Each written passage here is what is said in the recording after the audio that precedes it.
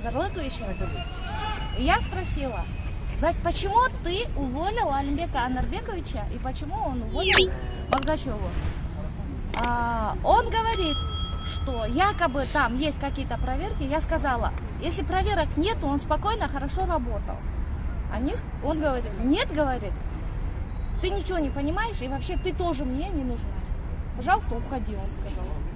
Балбак Зарлыкович решил, что он бог король. И король. Хозяин, так да? вот.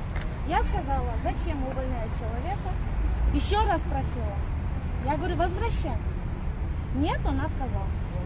Он отказался. Поэтому я не могу ничего сказать, что делать, но факт налицо, что... И могу сказать вот так. У меня есть сведения о том, что когда-то проверку против него начинал он сам. Он сам лично, да? Вместе с одним из чиновников, про которых я не буду говорить. Получается, это все заказное, да? Да, заказное. А он сам выйдет? Он говорил? Я не знаю, выйдет или нет, он мне сказал. Вызвал в кабинет и сказал, Гуля, уходи. Согласились ли вы или ваши дальнейшие действия теперь? Знаете, я советник, и общественный советник. И он не мэр, он исполняет обязанности. Он не имеет права мне говорить, уходи, не уходи. Поэтому пусть он думает, что он так умеет. Он же думает, что... Да, он всех убирает, пожалуйста.